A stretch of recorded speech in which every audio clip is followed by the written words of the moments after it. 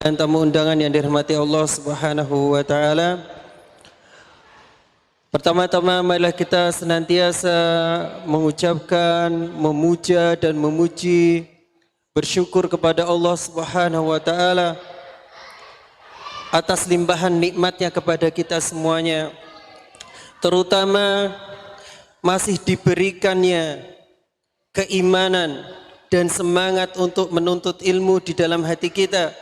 Sehingga pada kali ini, pagi ini, alhamdulillah Allah Subhanahu wa taala telah mengumpulkan kita di sini untuk bersama-sama memuluskan jalan kita menuju surga. Dan semoga kelak Allah Subhanahu wa taala akan mengumpulkan kita semuanya ke dalam surga karena amalan-amalan soleh kita. Allahumma amin. Kemudian salawat dan salam marilah kita senantiasa haturkan kepada baginda Nabi Muhammad sallallahu alaihi wasallam, kepada keluarga beliau, kepada orang-orang yang mengikuti jejaknya sampai hari kiamat kelak. Bapak Ibu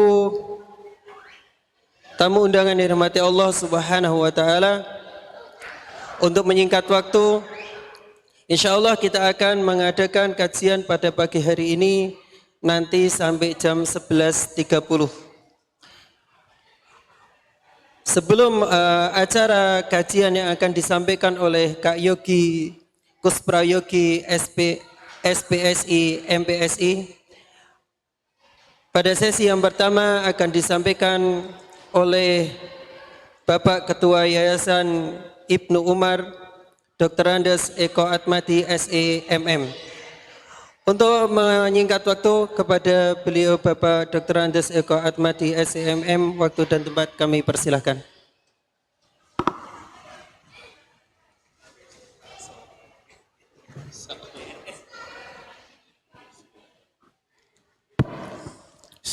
Assalamualaikum warahmatullahi wabarakatuh. Alhamdulillahirabbil alamin. Wa bihi nasta'inu ala umuri dunya waddin. Asyhadu an la ilaha illallah wahdahu la syarikalah wa asyhadu anna Muhammadan abduhu wa rasuluh. Amma ba'd. Alhamdulillah, segala puji kita panjatkan kepada Allah SWT dengan segala nikmatnya yang telah diberikan kepada kita, dan dengan segala kebaikan-kebaikannya yang menjadikan nikmat itu menjadi kenikmatan yang bisa dinikmati. Alhamdulillah. Dan pada hari ini kita bisa dipertemukan di Masjid Ibnu Umar dalam keadaan berbahagia. Sebelumnya kami sampaikan ucapan terima kasih kepada Komite Sekolah SDIT Ibnu Umar yang telah mengadakan acara ini, dan juga kepada Kak Yogi yang telah berkenan hadir dan bisa menyempatkan waktunya, dan juga kepada seluruh orang tua, wali, siswa dari TKIT, RA, SDIT, dan seluruh akademisi yang ada di Yayasan Ibnu Umar Boyolali. Alhamdulillah, kita bisa mengadakan parenting ini yang kesekian kalinya, dan kami berharap setiap sebulan sekali nanti bisa diadakan, tetap tidak harus dari luar lah. Kenapa? Karena sinkronisasi pembelajaran antara orang tua dan sekolah itu harus terpadu untuk mencapai pendidikan yang maksimal. Kami dari yayasan itu hanya bisa memfasilitasi. Ya. Bapak Ibu, ini ada gedung sekolah SD Ibnu Umar, silahkan dipakai untuk belajar. Ini ada gurunya. Nah, jenengan yang mengawasi dan juga jenengan yang menginginkan pembelajaran yang seperti apa. Tetapi Bapak itu jelas akan menjadi karakter utama yang menjadi contoh anak. Ya, itu sangat penting dalam beberapa kajian ataupun dalam Rasulullah menyampaikan, juga para sahabat, para tabi'in, seluruhnya menjadi penting seorang ayah itu. Bahkan ketika kita mendengar riwayat bagaimana Ibnu Umar yang menyalahkan, bagaimana Umar bin Khattab menyalahkan seorang bapak yang telah mendurhakai anaknya dulu sebelum dia didurhakai dengan kisah yang masyhur, ya begitu seperti itu. Maka menjadi bapak pun perlu untuk belajar. Pernah saya dengar dari seorang ustadz yang menyampaikan tentang bagaimana anak itu lebih mahalnya tentang harta kita. Begini dia waktu itu, dan juga pernah saya sampaikan di TKIT. Harta yang paling mahal dimiliki dengan apa? Kita anggap misalkan yang paling kita sukai Lamborghini. Kita punya Lamborghini, seharga 7 miliar. Kira-kira beset gitu eman-eman enggak? Eman-eman, apalagi dipinjam orang. Dipinjam orang iso nyetir. Dikake mboten. Ora iso nyetir kok anjile Lamborghini kan enggak mungkin. Nah, bisa nyetir pun belum tentu kita lepaskan. Takut tergores. Apalagi anak. Anak ini dia kalau tergores jiwanya seperti apa? Maka kalau jenengan masih mengistimewakan anak, pasti akan lebih bagaimana menjaga anak itu daripada menjaga Lamborghini yang kita tahu itu lebih seperti apa ya, maksudnya begitu mewah lah, sampai beset aja jangan sampai. Nah kita pun begitu, seperti kita menjadi orang tua, jangan sampai anak-anak itu jiwanya tergores, terlukai dari kita sendiri. Nah, ini maka di sini ada parenting dari Kak Yogi yang berkaitan dengan orang tua ya. Materi hari ini adalah fatherless. Mungkin akan dijelaskan dengan yang lebih menarik dari Kak Yogi. Kami dari yayasan sekali lagi mengucapkan terima kasih atas partisipasi dan komitmennya. Dulu waktu mendaftarkan pasti akan ditanya, bagaimana kalau ada undangan seperti ini, Bapak Ibu sanggup datang? Sanggup. Nah, seperti inilah kita harapkan. Bukan untuk apa-apa, hanya untuk mensinkronisasi dan menopang ataupun menyelaraskan pendidikan yang kita inginkan untuk anak-anak kita. Jangan sampai nanti bapak yang ngomong, ojo maem tangan kiri, mangan kerupuk itu tetap tangan kanan, tapi bapaknya pakai lomboknya tangan kiwa, tahun ini yang tengen ya, gitu, sama aja ini. Nah itu hal-hal yang remeh seperti ini. Dari saya cukup sekian mewakili dari Yayasan Ibnu Umar. Untuk semuanya kita ucapkan jazakumullahu khairan katsiran. Betul-betul kami berterima kasih kepada seluruhnya, dari yang mempersiapkan dari kemarin sampai tukang parkir, guru-guru ya, guru-guru kita itu berjibaku apapun. Jadi tukang bisa, jadi tukang parkir bisa, jadi marbot bisa, jadi guru bisa, jadi imam juga bisa, jadi dai juga bisa. Masya Allah. Nah, kita memang ya seperti inilah Ibnu Umar. Didik untuk tidak manja, semuanya bisa dikerjakan insya Allah. Untuk apa? Untuk putra-putri panjenengan semuanya. Dan sekali lagi kami kepada Pak MC, saya ralat, tidak ada dokter andesnya saya. Jangan nambah-nambah ya Pak, diprotes nanti sama Mas Adam Nur Fatoni ini. Dari saya cukup sekian, kalau ada kata yang kurang berkenan dan salah kami mohon maaf yang sebesar-besarnya. Selamat mengikuti dan ikutilah dengan benar-benar karena inilah sebuah kebaikan. Dan mohon maaf bukan apa-apa, saya sering datang terus pergi begitu ya, karena hari ini jam 10 tepat itu saya ada undangan di Abi Umi, di Pondok Pesantren Abi Umi.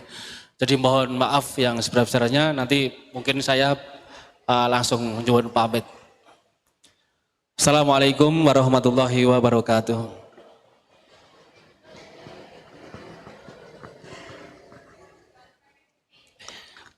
Jazakumullah khairan wa barakallahu fih kepada Ketua Yayasan Bapak Eko Ahmadi yang telah menyampaikan beberapa pembukaan kepada kita semuanya.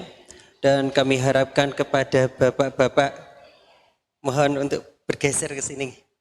Karpetnya diisi nggak apa-apa. Nanti kasihan Kak Yogi nggih. Pulang dari Boyolali kepalanya tengeng gini deh. Monggo Pak, kersane lebih khusuk. Iya. Insya Allah nanti banyak hadiah. Yang paling dekat nanti hadiahnya yang paling besar insya Allah. Monggo Pak, betul sahabat kewet. Insya Allah. Ya. Baiklah Bapak Ibu yang dirahmati Allah Subhanahu wa taala, sebelum materi kajian yang akan disampaikan oleh Kak Yogi sedikit kami sampaikan tentang data diri dan sedikit riwayat pendidikan dari Kak Yogi. Jadi beliau, Kak Yogi ini lahir di Banyuwangi tanggal 4 Januari 1993. Makanya tasih imut nggih. Masya Allah. Masih imut karena beliau sering mengisi bercerita ke anak-anak. Insya Allah. Semoga Allah Subhanahu wa taala selalu menjaga dan memudahkan semua urusannya. Statusnya sudah menikah, memiliki 3 anak perempuan. Untuk domisili beliau berdomisili di Gunung Kidul, daerah istimewa Yogyakarta. Untuk pendidikan formalnya, beliau dari TK Aisyah Sorong, SD Impres 43 Sorong, SMP-nya SMP Negeri 3 Sorong, kemudian SMA Negeri 1 Majalengka, kemudian menempuh S1 Psikologi di Universitas Islam Indonesia, dilanjut S2 juga, masih di pendidikan profesi psikologi Universitas Islam Indonesia. Kemudian non formalnya, selain beliau ini juga di bidang formal, beliau juga menempuh pendidikan agama Pak. Jadi kuliah nggih mondok. Nah niki sing diharapke nggih, panjenengan mungkin mesti nggih pengen arep-arep anak iku ya pendidikan apik, agamane nggih apik. Lah ngoten nggih. Beliau juga menempuh pendidikan di pondok pesantren namanya Pendidikan Agama Ma'had Ibnu Katsir yang berada di Yogyakarta. Untuk aktivitas sampai hari ini beliau sebagai psikolog klinis, kemudian founder Usamah Edu, kemudian Yayasan Anak Muslim Ceria. Demikian sedikit prolog pembukaan dari saya. Kemudian kepada Kak Yogi, waktu dan tempat kami persilahkan.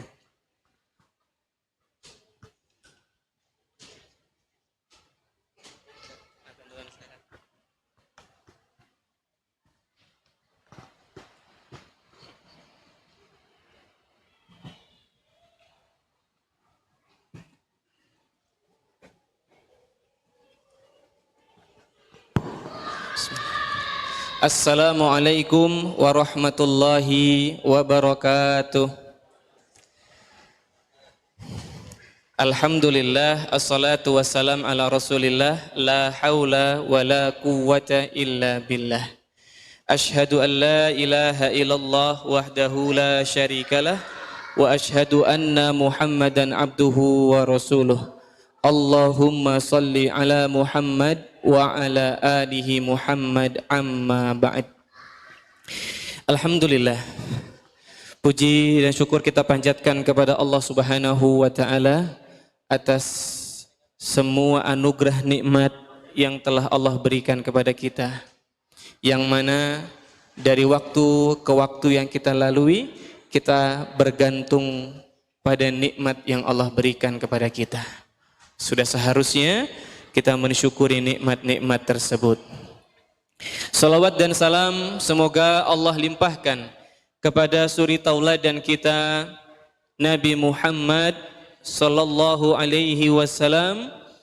Semoga Allah limpahkan pula kepada seluruh keluarga beliau, kepada para sahabat beliau, dan juga kepada para tabi'in, tabi'ut tabi'in, para ulama serta para pengikut beliau yang senantiasa istiqamah menjalankan sunnah-sunnah beliau hingga hari akhir. Alhamdulillah, ayah bunda yang mudah-mudahan dirahmati Allah Subhanahu wa taala, bagaimana kabarnya? Sehat nggih? Nggih, menawi nggih ingkang dinten menika kita ajenge sareng-sareng ngaos sareng-sareng nggih. Ngaos temanipun parenting Bapak Ibu. Nggih, menawi kita saged ngagem bahasa Jawi nggih. Pakai bahasa Jawa atau bahasa Indonesia? Oh, bahasa Indonesia saja ya Pak ya. Baik.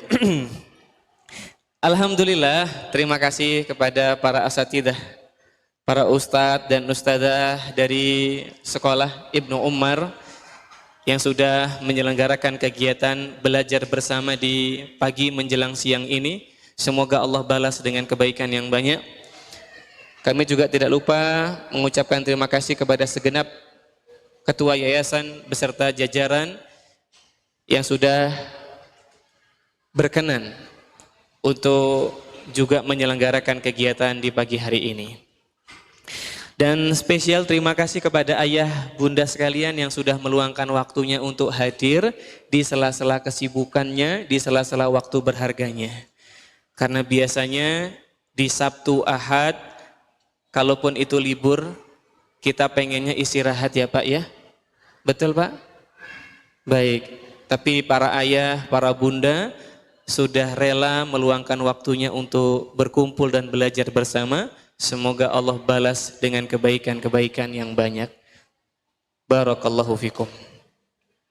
Insya Allah pada kesempatan di pagi hari ini, para ayah dan bunda sekalian, ya perkenalkan saya Yogi, biasa dipanggil anak-anak Kak Yogi. Jadi sebelum kita mulai, perlu kita tanya dulu, siapakah hari ini yang sudah mandi? Enggak perlu ya Pak ya, itu untuk anak-anak tadi ya. Baik. Nanti ayah bunda panggilnya Kak Yogi saja, jangan Ustadz, karena Kak Yogi juga masih belajar ya. Kayaknya rasa-rasanya belum pantas ilmunya untuk disebut Ustadz, jadi panggilnya Kak Yogi saja, biar kelihatan lebih muda terus ya Pak ya. Karena Kak Seto itu sampai sekarang, itu tetap dipanggilnya Kak gitu ya, jadinya muda terus. Insya Allah pada kesempatan pagi hari ini, kita akan belajar tentang ayah. Tentang apa Pak? Ayah. Para ayah yang hadir sudah menyiapkan mentalnya Pak? Karena pagi ini akan digojlok kita Pak ya.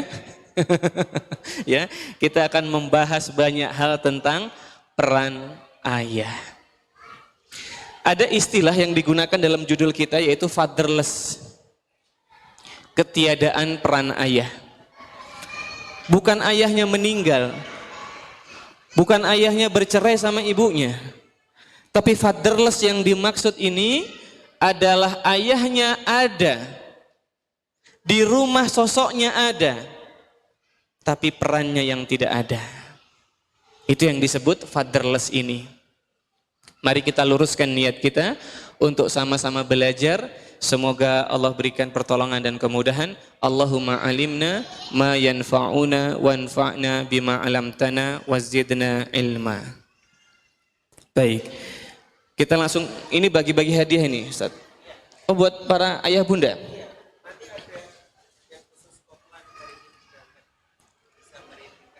Oh Masya Allah, ini boleh dibagi nih Ustaz. Baik. Ayah dan bunda, coba para ayah nih yang hadir di sini. Para bapak, siapa yang putranya satu Pak? Ada Pak? Masya Allah, anaknya satu, betul? Yang anaknya dua, ada Pak? Wah lumayan banyak. Ikut program apa Pak? 2 anak lebih baik ya? Barakallahu fikum. Turunkan tangannya Pak. Yang 3. Masya Allah, tetap banyak ya. Ini yang ditanya jumlah anak, bukan jumlah istri ya Pak ya. Jadi mohon fokus. Yang anaknya 4. Masya Allah, masih banyak juga.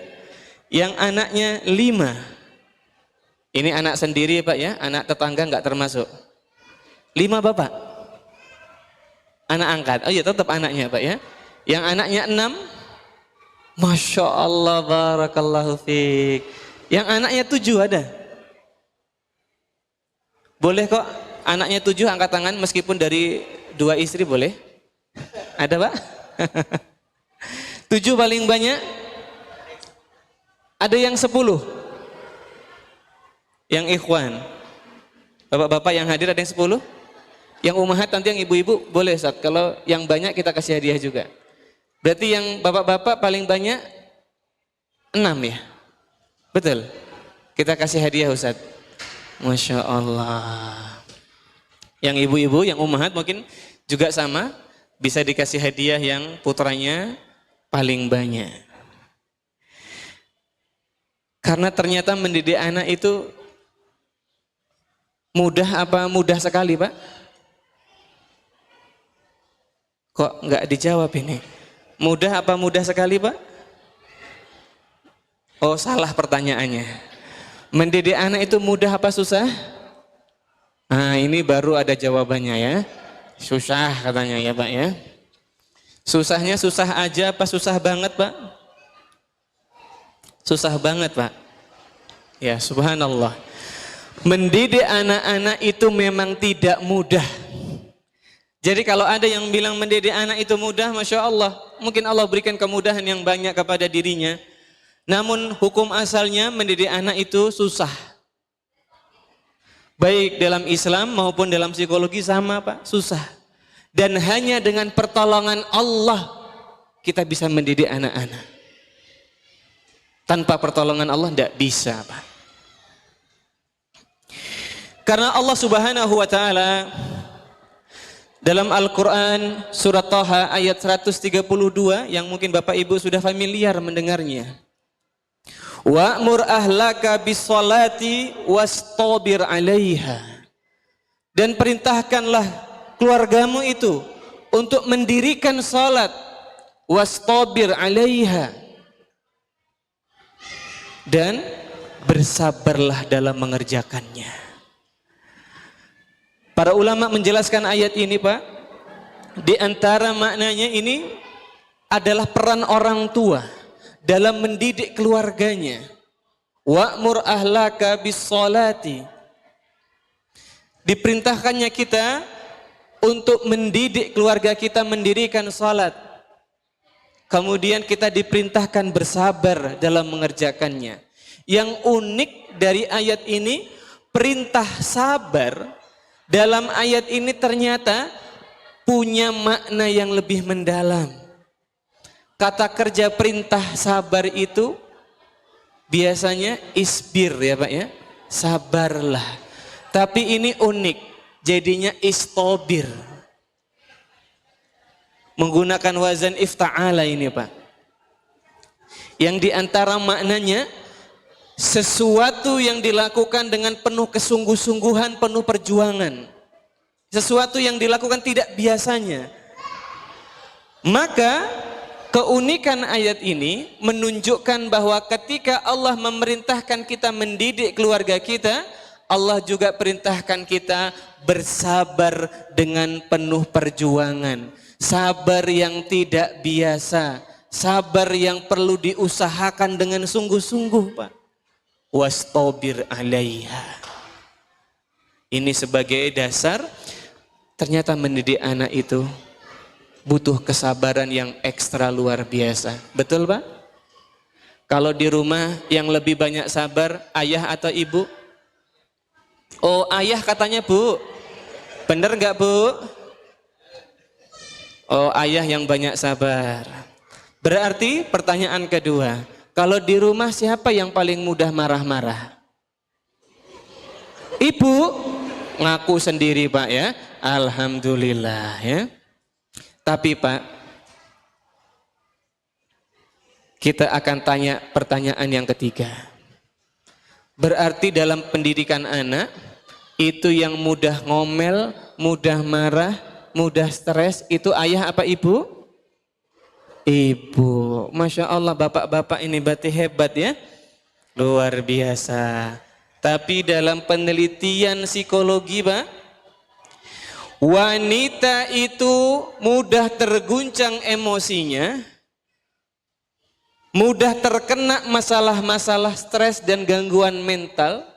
Di antara faktor terbesar yang menyebabkannya adalah pasangannya Pak. Jadi ibu-ibu tadi yang mudah marah, ngomel, mudah stres, penyebabnya ini ada di hadapan Kak Yogi ya. Iya, ini penelitian. Bapak Ibu bisa buka jurnal ilmiahnya. Ini bukan dugaan, bukan perasaan, bukan zon, tapi di riset Pak. Bahkan risetnya sudah lama kami mempelajarinya. Sudah hampir dalam waktu 6 tahun ini kita pelajari risetnya itu Pak. Tentang bagaimana peran pasangan sehingga bisa menghasilkan kesejahteraan bagi pasangannya. Ternyata wanita itu mudah terguncang emosinya, mudah tertekan mentalnya, banyak faktor memang. Apalagi kalau sudah akhir bulan ya Pak ya. Ya Bu ya. Anak-anak ya mau daftar sekolah, akhir bulan. Apalagi kalau sudah mendekati tanggal cantik Pak. 11-11 gitu ya. Kok saldo marketplace-nya belum diisi. Tambah lagi Pak ya. Jadi ternyata penelitian menunjukkan wanita mudah terguncang, mudah tertekan emosinya banyak disebabkan oleh suaminya. Maka tidak heran dari data Kementerian Pemberdayaan Perlindungan Perempuan dan Anak Kemenpa tahun 2023 ada sekitar hampir 19.000 kasus kekerasan yang terjadi di Indonesia. Sekitar 1.000 sekian korban kekerasan itu adalah gender laki-laki. Sisanya 17.000 sekian korbannya adalah gender wanita. Dan kalau kita lihat dari pelaku kekerasannya, paling tinggi itu adalah gender laki-laki. Status hubungan dengan korban, paling banyak itu statusnya teman atau pacar. Yang kedua tertinggi statusnya pasangan atau suami. Baru nanti yang lainnya. Nanti Bapak Ibu bisa lihat buka data kekerasan dari Kementerian Pemberdayaan Perlindungan Perempuan dan Anak. Artinya di sini kita lihat betapa banyak masalah-masalah yang kemudian itu lahir dari kondisi itu. Hari ini Indonesia sedang dirundung darurat seksual, Pak. Banyak kasus-kasus pelecehan seksual, pemerkosaan hingga berujung pembunuhan yang terjadi di kalangan remaja. Belum lagi kasus-kasus kecanduan, baik yang sifatnya kecanduan obat-obatan dan zat adiktif, kecanduan pornografi, kecanduan judi online, kecanduan game online. Ini juga dialami oleh pemuda-pemuda kita hari ini. Kemarin ada data sekitar berapa ya? Ada sekian ribu triliun perputaran uang di Indonesia itu di judi online. Wajar Pak, jualan-jualan, pasar, dagangan itu lagi lesu. Karena menurut pakar-pakar ekonomi itu Pak, perputaran uang sekarang lagi banyaknya di judi online. Jadi uangnya ke sono semua Pak. Daya beli masyarakat rendah itu arahnya ke sana semua Pak.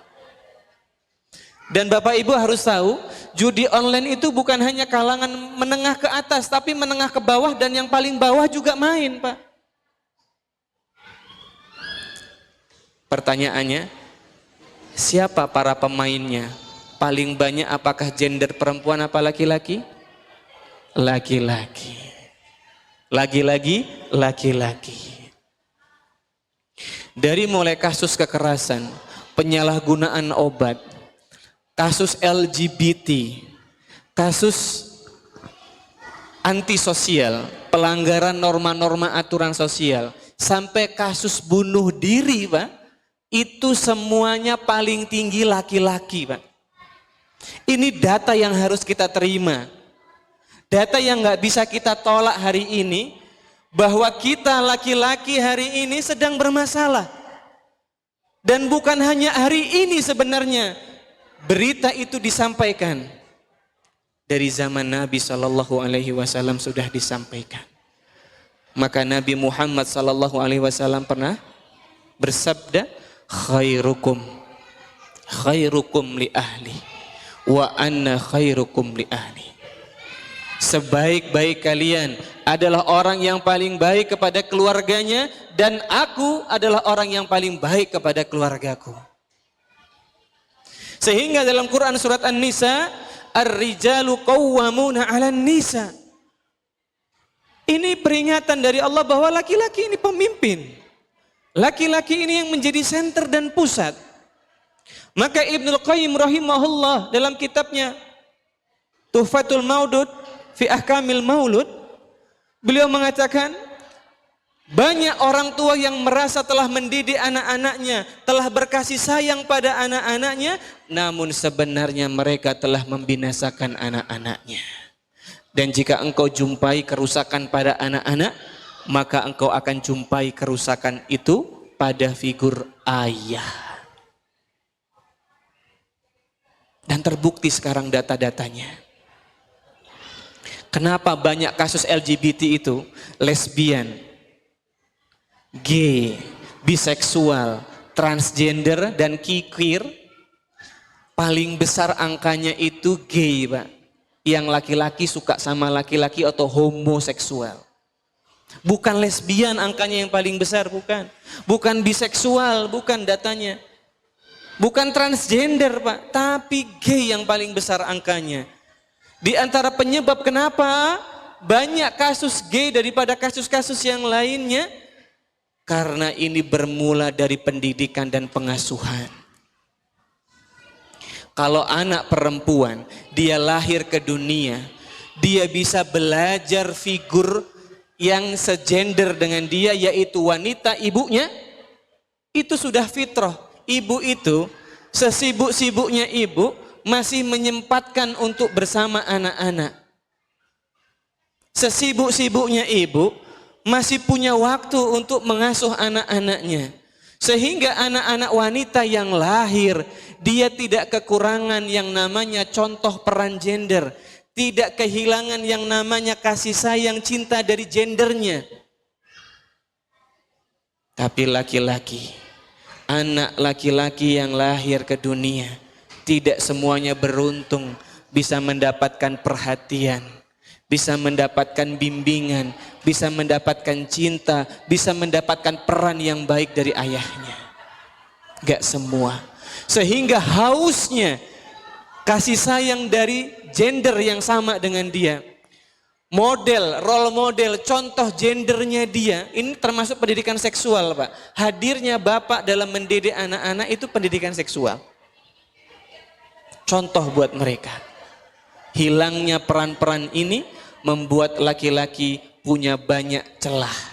Mulai dari cintanya yang kurang, role modelnya yang kurang, dan kebutuhan peran gendernya yang kurang.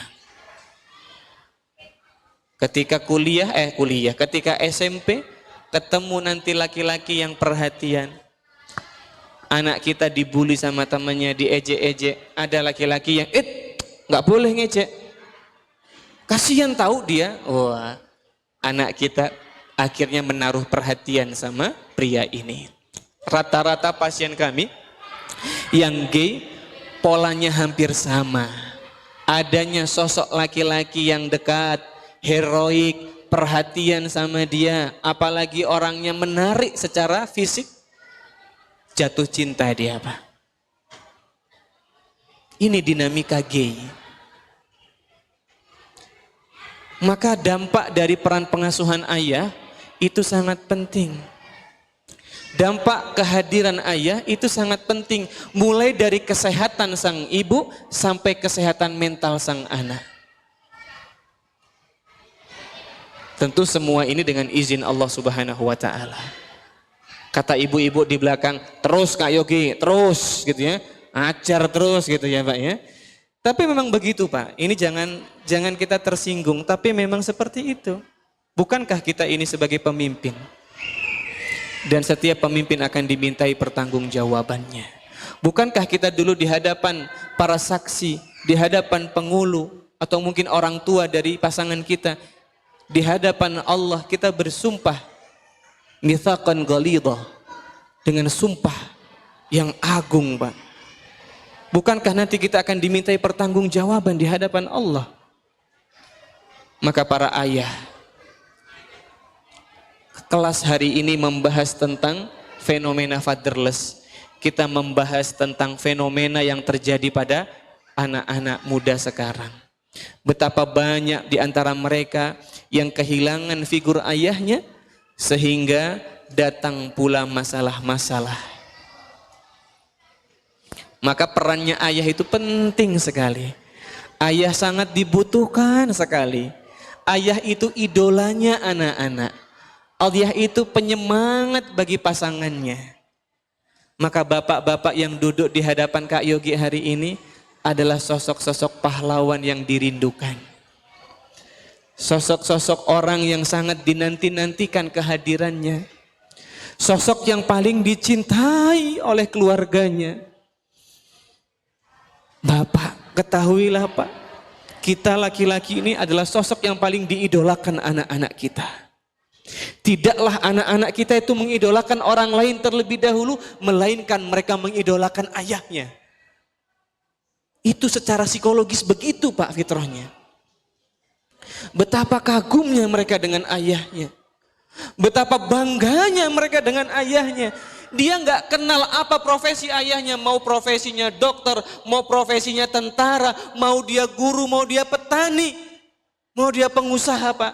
Anak bangga sama ayahnya. Kenapa hari ini banyak anak yang nggak bangga sama ayahnya? Karena mungkin mereka nggak kenal siapa ayahnya. Maka ayah yang mudah-mudahan dirahmati Allah Subhanahu wa taala, di antara manfaat kehadiran peran ayah, satu, memberikan dukungan mental bagi istri. Bu, Pak, ketika seorang istri punya kualitas mental yang baik, maka yakinlah Pak, anak-anak kita akan terdidik dengan baik. Sebaliknya, jika seorang istri punya kualitas mental yang buruk, maka tunggu saja apa dampak buruk yang akan menanti kita dari pengasuhan istri kita itu. Maka ada kalanya seorang suami sebelum dia berangkat bekerja, dia kecewa dengan pelayanan istrinya. Alah, sarapannya kok asin gitu kan. Baju belum disiapin. Akhirnya sebelum berangkat itu istrinya diomelin. Diomeli, dibentak-bentak. Lalu suami berangkat kerja. Coba kira-kira gimana perasaan istri hari itu Pak? Baik-baik saja dia? Pagi hari saja mengawali harinya sedang dengan hal yang tidak menyenangkan. Maka jangan heran suasana hatinya jadi nggak nyaman. Emosi negatifnya jadi lebih dominan. Dia merasa tertekan. Dan harus mendidik anaknya. Mana anaknya 5 lagi Pak ya. Jaraknya 2 tahun lagi. Giliran ngajarin ngaji anaknya. Ayo nak, baca ikroknya nak. Ini apa? Ba. Ini apa? Ta. Ini apa? Ja. Ini apa? Ha. Ini ha nak. Ha. Ha. Ha. Bola balik dikandani. Ha terus. Ha. Ha. Bisa nggak belajar ngaji ya? Wah, ini ha. Wah gitu. Itu efek dari emosinya yang nggak stabil Pak. Tapi giliran itu tiba-tiba HP-nya berbunyi, ting dong. Suamiku tersayang gitu kan. Dek, maafin Mas ya. Tadi Mas marah-marah. Itu kebawa emosi capek. Mas mohon maaf ya Dek ya. Cuma kamu kok yang ada di hati Mas. Love you gitu Pak. Itu habis baca pesan itu Pak. Senyum-senyum. Habis itu apa tadi Dek? Ha. Ini ha sayang. Ha nak. Bukan ha ya. Jadi lembut Pak sama anak-anak. Karena bagaimana cara kita memperlakukan istri pasangan kita itu nanti berdampak dengan bagaimana cara pasangan kita memperlakukan anak-anak kita.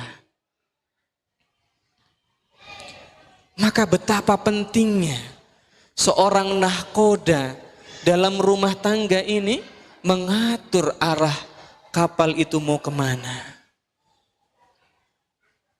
Maka para ayah yang mudah-mudahan dirahmati Allah Subhanahu wa Ta'ala, ketika seorang istri stabil emosinya, dia lebih tenang, dia lebih sejahtera, maka satu, akan berdampak pada pengasuhan anak, di mana anak-anak itu mengembangkan moral judgment yang tinggi. Apa itu moral judgment? Penilaian dia terhadap baik buruk, benar salah. Ini penilaian moral. Satu manfaatnya moral judgment. Jadi anak-anak kita akan tumbuh berkembang menjadi pribadi yang dia itu kecerdasan moralnya tinggi. Dia bisa lebih cepat, lebih patuh membedakan mana yang baik, mana yang buruk, mana yang benar, mana yang salah, karena stabilnya emosi ibunya. Sebaliknya, kalau emosi ibu nggak stabil, moral judgment anak berantakan. Ini sekalian buat ibu-ibu. Jadi pentingnya para bunda itu untuk mengendalikan emosinya. Nggak juga tergantung dengan suaminya, tapi berusaha bagaimana stabil emosinya. Riset yang kami pelajari, seorang ibu yang dia stabil emosinya akan membentuk yang namanya inhibitory metacognition. Apa itu Kak Yogi? Kemampuan anak-anak untuk menyelesaikan masalah. Kemampuan anak-anak untuk menyelesaikan masalah. Kemampuan anak-anak, sebentar, untuk membuat perencanaan. Kemampuan anak-anak memunculkan inisiatifnya, minatnya, bakatnya berkembang Pak. Makanya anak-anak yang gak berkembang minat bakatnya itu bisa jadi karena tadi dia mendapati pengasuhan ibunya gak stabil emosinya. Ditambah bapaknya gak stabil juga. Yang berkembang adalah insecurity, perasaan gak aman, perasaan gak nyaman. Inilah dasar gangguan-gangguan mental pada manusia. Perasaan tidak aman, insecure. Makanya dampak yang kedua tadi itu membuat anak punya pemecahan masalah yang bagus. Yang kedua bisa memunculkan inisiatif. Yang ketiga mengatur dan merencanakan. Planningnya bagus dia Pak. Ini manfaatnya. Ini penelitiannya tahun 2015 oleh Lucassen dan kawan-kawan. Yang ketiga, ibu yang stabil emosinya, ya, lebih konsisten dan bagus responnya ke anak-anak, itu manfaat yang ketiga, anak-anak punya kontrol diri yang baik, self control. Dia bisa lebih mengendalikan emosinya. Makanya Pak, kalau hari ini kita lihat anak-anak kita emosinya meledak-ledak, mudah sekali tantrum, sampai umur 8 tahun masih tantrum, sampai umur 11 tahun masih tantrum, sampai 20 tahun masih tantrum, bermasalah pengasuhannya. Kak Yogi, emang tantrum tuh gara-gara orang tuanya nggak bagus emosinya? Jawabannya iya. Tantrum itu bukan hanya penyakit perkembangan anak-anak, bukan. Tantrum itu bisa terbawa sampai dewasa loh Pak. Sekitar 2 bulan yang lalu, di daerah Gunung Kidul, Yogyakarta, itu ada seorang anak yang dia itu gara-gara minta uang, nggak dikasih sama orang tuanya Pak, dia bakar rumah bapak ibunya. Masuk berita nasional. Yang lebih miris ketika membakar rumah itu saat bapak ibunya masih di dalam. Biidznillah, selamat bapak ibunya. Tapi kan ngeri ini. Beberapa pekan sebelum kasus pembakaran rumah ini di Kabupaten Sleman, Yogyakarta, itu ada anak yang minta PS5, Pak. Tahu PS5 ya, Pak ya? Untuk main game. Konsol game. Nggak dikasih sama bapaknya ditikam, Pak, sampai meninggal dunia. Itu bukti tantrum sampai dewasa. Di Makassar, Ana lupa apakah Sulawesi atau Makassarnya. Sulawesi mana gitu Ana lupa. Anak perempuan disuruh nyapu halaman sama ibunya dibacok, Pak, pakai parang. Itu tantrum. Dan baru-baru ini ada seorang kakak beradik, itu kakaknya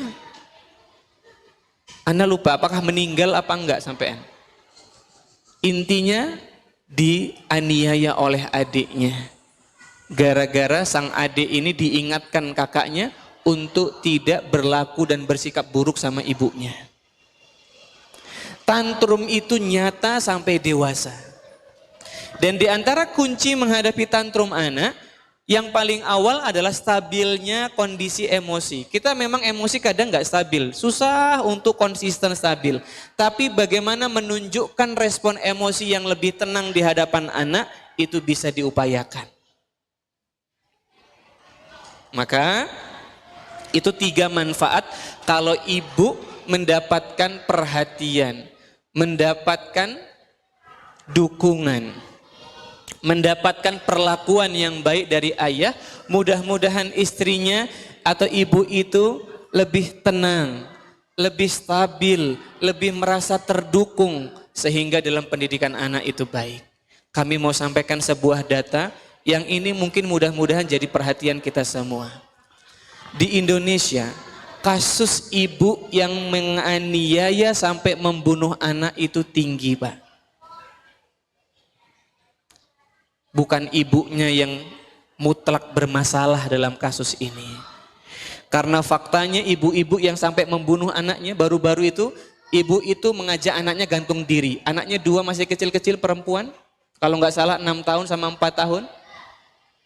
Gantung diri bertiga. Baru ini kasusnya. Mungkin 2 pekan belakangan. Lalu orang-orang di luar, ih tega banget ibunya ya. Ibunya kok tega sampai anaknya. Ibu itu tidak mungkin tega menghabisi anaknya, menganiaya anaknya, Pak, secara fitrah dan naluriahnya. Kecuali ibu itu mengalami masalah dan gangguan mental. Ada istilah yang namanya ibu itu mengalami burnout, fase burnout parenting. Yaitu fase di mana ibu itu tekanannya sangat banyak, Pak. Disuruh ngurus rumah, disuruh mendidik anak, anaknya banyak, jaraknya dekat. Coba bayangkan sendiri, gimana bisa kayak gitu? Coba posisikan diri kita yang bertukar. Bagaimana mengurus anak yang satu saja, itu berat bagi seorang wanita. Karena belum tentu jiwa anaknya mudah dikendalikan. Apalagi yang lebih dari satu. Sudah seperti itu tugasnya, jarang dapat perhatian dari pasangannya, jarang dapat dukungan. Bahkan sekedar berterima kasih saja dari makanan yang sudah dimakan, itu nggak sampai terdengar suara itu dari pasangannya. Dek, makasih ya dek, jazakillah khairan. Coba Pak. Dek, makasih ya dek ya, love you. Pertanyaannya, siapa para ayah yang tadi pagi bilang cinta sama istrinya? Ada Pak? Oh, ini tawaduk ternyata ya. Menjaga keikhlasan. Kayaknya semuanya bilang love you ya. Iya Pak. Wanita itu dari 5 bahasa cinta, mereka paling dominan itu dari kecil sampai dewasa. Paling dominan itu adalah afirmasi lisan. Itu wanita.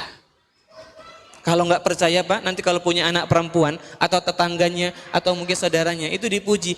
Baju adik cantik, Masya Allah. Itu anak perempuan molet gitu Pak ya. Beda sama laki-laki. Bajunya bagus ya, keren. Dia gini. Itu laki-laki, enggak dia. Perempuan, ekspresif. Makanya Pak, wanita itu makhluk yang butuh validasi dalam hidupnya. Sehingga enggak heran, data statistik mengatakan dari pasangan yang menikah, laki-laki perempuan, yang paling banyak bertanya, apakah kamu cinta sama aku? Itu adalah perempuan. Mas tuh cinta enggak sih sama aku? Pernah ditanya kayak gitu Pak? Sering Pak? Ada yang enggak pernah ditanya Pak? Ada, bahkan sampai tua pun masih nanya kok Pak. Ada kemarin videonya, itu nenek-nenek yang mungkin udah 80 ke atas. Masih nanya suaminya, my honey, do you love me? Bayangkan Pak, ini kan bagi laki-laki pertanyaan yang konyol Pak. Kok bisa konyol? Gini, kita jelaskan. Laki-laki itu bahasa cintanya act of service. Dia suka sekali menunjukkan rasa cintanya dengan yang namanya tanggung jawab. Komitmen. Merasa dirinya itu pride, berharga. Makanya laki-laki itu menunjukkan cintanya dengan apa? Dengan berusaha memenuhi kebutuhan pasangannya. Melindungi dia, menjaga kehormatan pasangannya. Menafkahi mereka. Itu bentuk cintanya laki-laki. Dan yang paling tinggi bahasa cinta laki-laki itu adalah komitmen dalam hal kesetiaan dengan pasangan. Itu puncak kesetiaan, berarti puncak cintanya laki-laki. Jadi ibu-ibu, kalau suaminya hari ini benar-benar cinta, itu ditunjukkan dengan rasa setianya. Dan rasa setia ini, itu tidak kemudian ini Pak.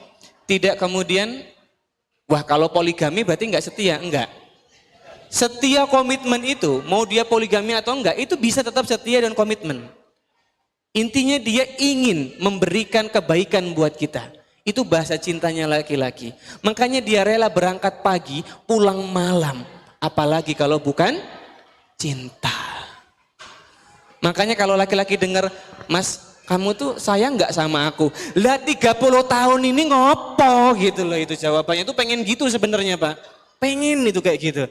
Tapi demi kedamaian dunia Pak ya, jawabannya cinta kok Dek.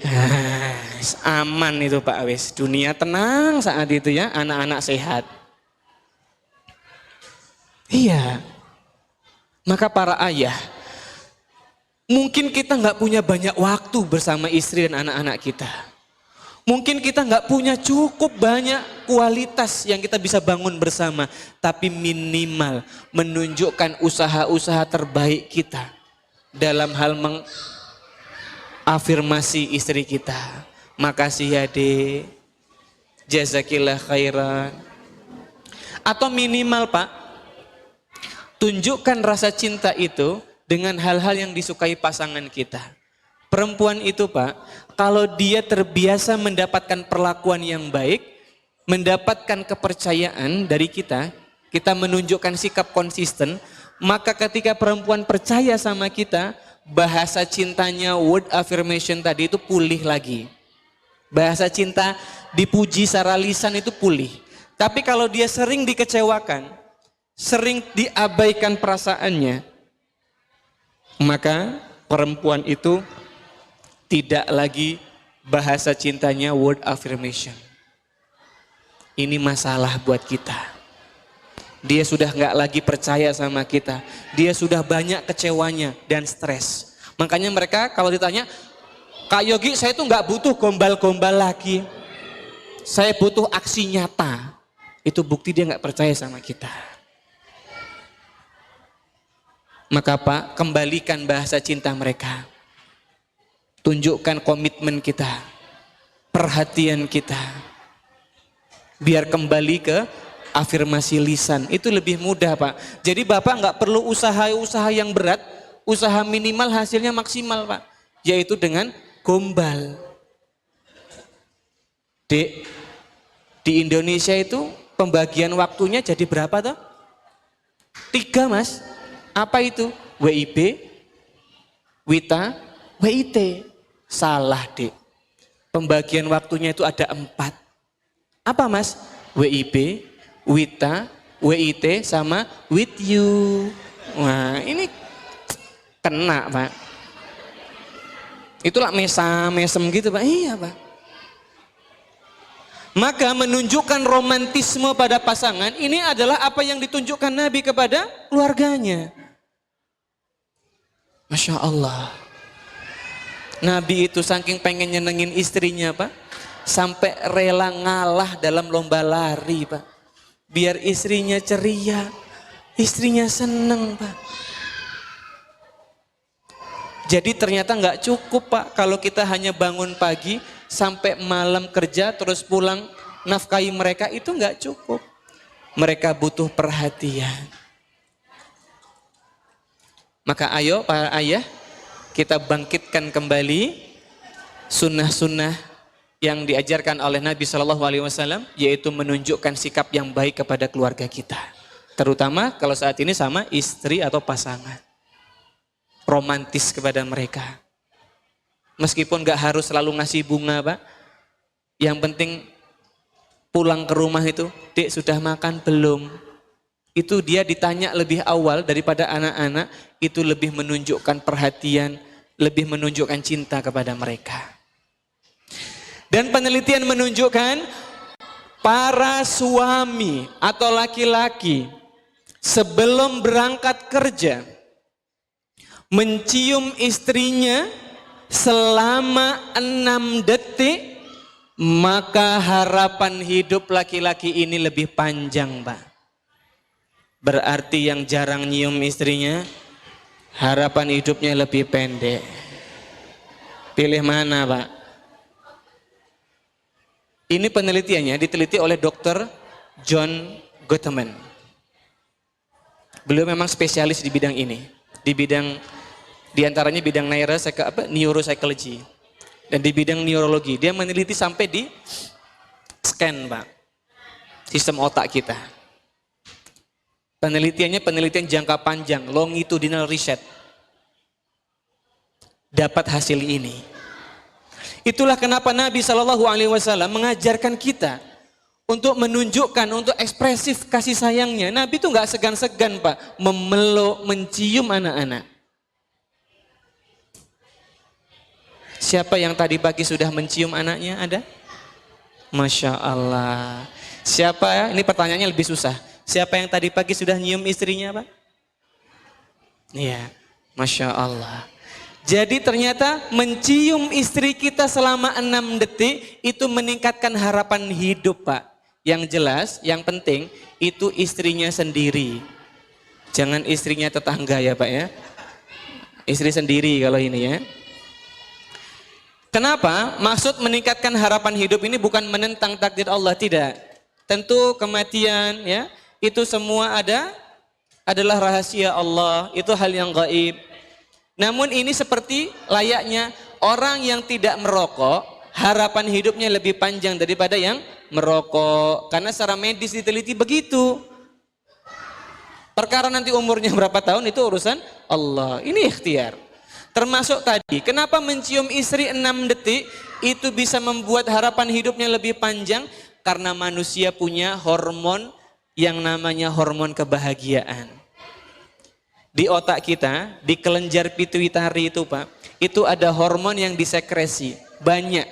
Mulai dari hormon reproduksi, testosteron, sampai nanti hormon itu macam-macam, ada kortisol dan sebagainya.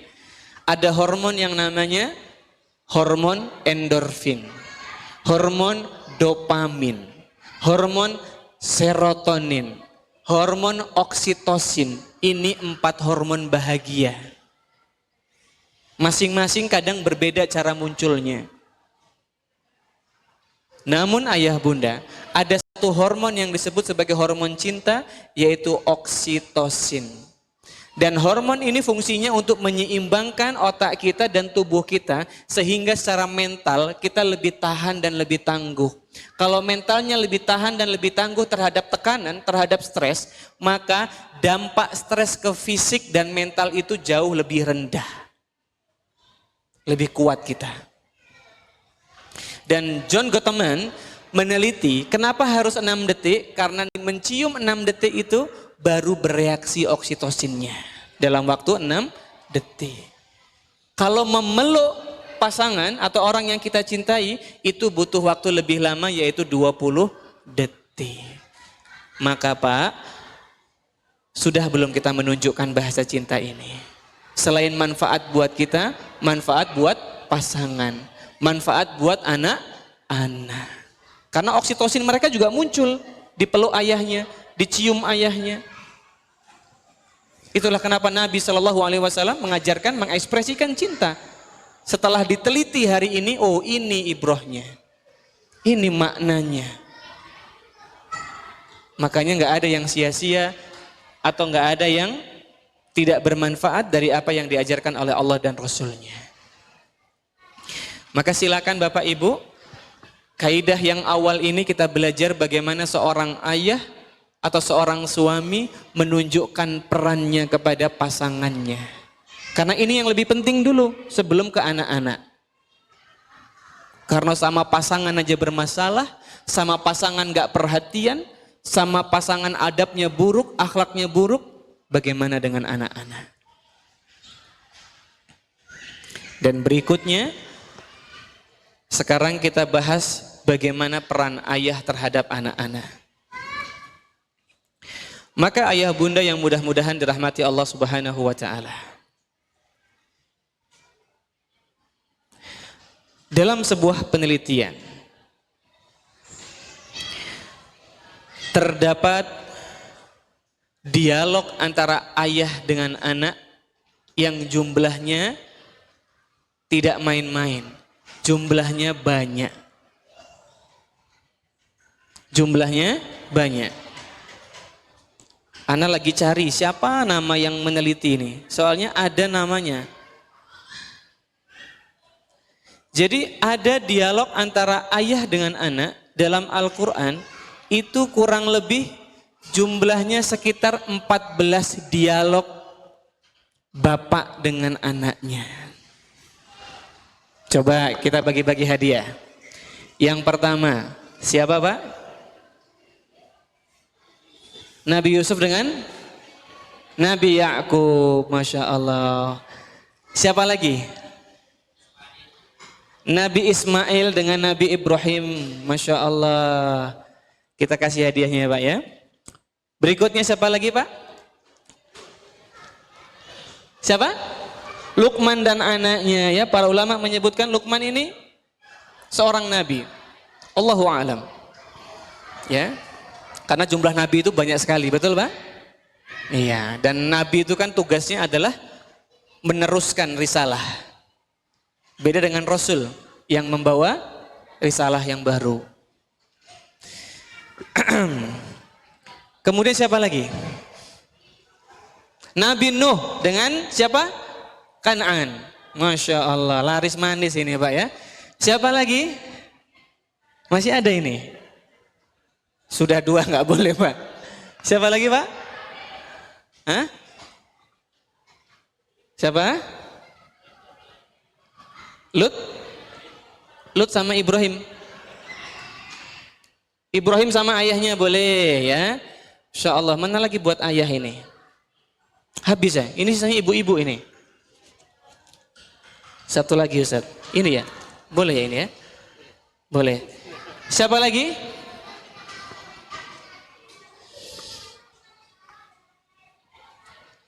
Ada satu lagi dialognya Syekh Madian bersama 2 putrinya. Yang saat itu 2 putrinya ya membawa Nabi Musa ke rumahnya.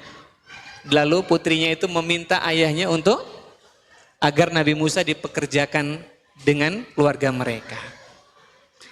Jadi banyak dialog antara ayah dengan anak dalam Al-Quran, kurang lebih ini diteliti dalam sebuah tesis, itu ada sekitar 14 dialog. Allahu a'lam, kalau anak ngetelingsut bilangnya.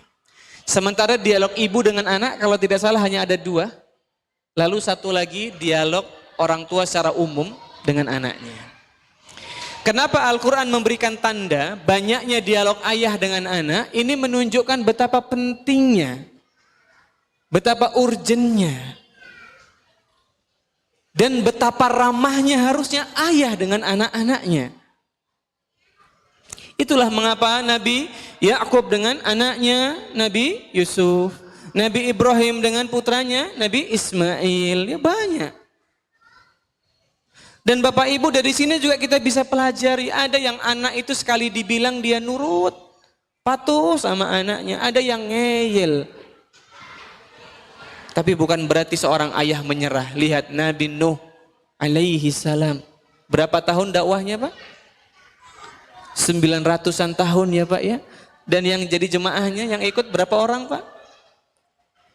Tidak lebih dari 25 kan? Allahu a'lam. Coba lihat. Termasuk anaknya sendiri mengingkarinya. Maka menjadi seorang ayah itu memang gak ada jaminan mudah.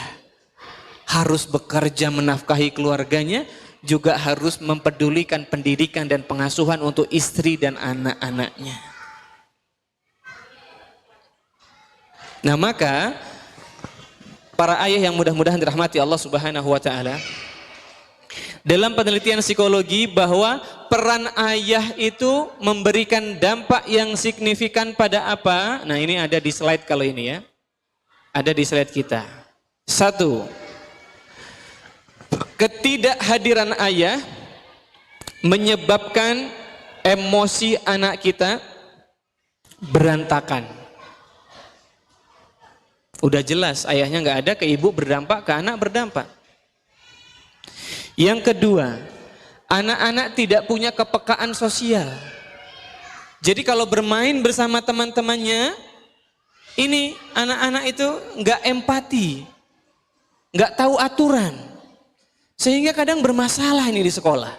Entah dia melakukan tindak bullying dan sebagainya. Kami itu belum pernah kok Pak ketemu tersangka bullying. Itu bapaknya tuh terlibat sama anaknya pengasuhan. Gak pernah Pak saya. Selalu pelaku bullying ini itu bermasalah hubungannya dengan ayahnya. Mau yang kecil, mau yang besar sama. Maksudnya mau anak itu SD, mau yang SMA sama. Gak dekat hubungan dengan ayahnya. Maka penting ini Pak. Jangan sampai anak kita berbuat zalim sama temannya, berbuat buruk sama gurunya. Terus kita merasa aman. Padahal nanti di akhirat kita akan dihadapkan kepada Allah untuk mempertanggungjawabkan apa yang terjadi pada anak-anak kita. Betul, anak itu nanti akan mempertanggungjawabkan perbuatannya, kesalahannya, dosanya. Tapi sebelum anak itu ditanyai, bapak ibunya dulu yang ditanyai, kenapa anaknya begitu. Sama seperti hari ini, anak kita terlibat pencurian, ditangkap polisi. Yang dipanggil sama polisi ke kantor kira-kira siapa Pak? Pak RT. Gak mungkin, ya bapak sama ibunya, kecuali itu yang mencuri bareng sama anaknya Pak RT ya. Pak RT dipanggil juga. Maka para ayah yang mudah-mudahan dirahmati Allah Subhanahu wa taala, ini manfaatnya kalau ayah itu terlibat, anak-anak jadi lebih empati dan adaptasi sosialnya lebih baik. Yang ketiga, dampaknya kalau ayah nggak terlibat, anak itu jadi penakutnya tinggi Pak. Insecure-nya tinggi dan akhirnya nggak adaptif di lingkungannya. Perilaku tidak adaptif itu menghasilkan rasa takut yang besar dalam dirinya. Dan rasa takut ini nanti bisa berubah jadi tekanan, stres. Kalau ditanya, Kak Yogi, secara kesehatan mental yang rentan terhadap stres itu siapa? Jawabannya adalah perempuan dan anak-anak. Di antara kedua individu ini, perempuan dan anak-anak, siapa yang lebih stres? Jawabannya anak-anak. Jadi anak-anak itu Pak, makhluk yang gampang stres. Jangan dikira anak-anak itu ketawa-ketawa itu dia sehat mentalnya. Belum tentu. Belum tentu, Pak. Kasus bunuh diri yang terjadi di rentang usia 15 sampai 20 tahun, Pak, 29 tahun. Yang angkanya tinggi sampai mencapai angka 720 ribu kasus per tahun kemarin. Itu usianya 15 sampai 29 tahun. Tahu, Pak, kenapa masalahnya? Mereka seperti itu? Karena banyak yang nggak terdeteksi. Kelihatannya baik-baik saja, tiba-tiba melakukan tindak bunuh diri. Maka jadi orang tua harusnya bisa punya termometer yang ngukur anaknya, apakah anaknya baik-baik saja atau tidak. Dan tidaklah kita mendapatkan termometer ini kecuali kita dekat dengan anak-anak. Kak Yogi, saya itu selama ini berhasil loh mendidik anak. Kalau saya pulang ke rumah itu, yang tadinya anak-anak lari-lari, cerewet, itu kalau saya pulang, assalamualaikum, langsung diam semua itu, Kak. Ibu-ibunya juga diem. Berarti berhasil toh? Pak, Nabi Muhammad Sallallahu Alaihi Wasallam, silakan nanti dilihat riwayatnya. Beliau itu kalau datang habis safar ke kota Madinah, itu anak-anak gembira berlarian menyambut beliau. Anak-anak bukan menghindar, bukan ketakutan. Padahal beliau itu pemimpinnya umat, pemimpin negara, pemimpin perang. Tapi anak-anak begitu mengidolakannya. Maka bahagialah para ayah yang hari ini kalau pulang ke rumah baru kedengeran suara motornya.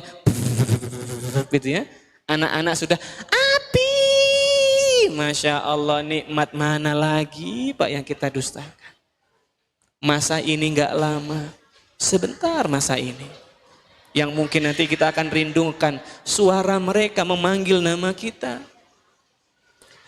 Ya, mereka yang memeluk kaki kita, itu enggak lama Pak. Kenapa kita sia-siakan masa ini? Anak-anak kita ngajak main, Abi ayo main Bi. Nanti ya nak ya, nanti ya nak ya, nanti ya nak ya. Nanti ya nak ya, bayangkan berapa lama anak kita harus menunggu Pak untuk sekedar bisa bermain dengan ayahnya, idolanya, orang yang dia cintai. Sosok yang ketika besar dia pengen jadi seperti itu. Tapi sekedar pengen bermain saja Pak. Kita selalu bilang nanti dan kita anak sampai nggak tahu nantinya tuh kapan. Sampai ada seorang anak itu Pak, kita ketahui dia nabung. Terus ditanya, buat apa kamu nabung? Ini nabung biar punya uang.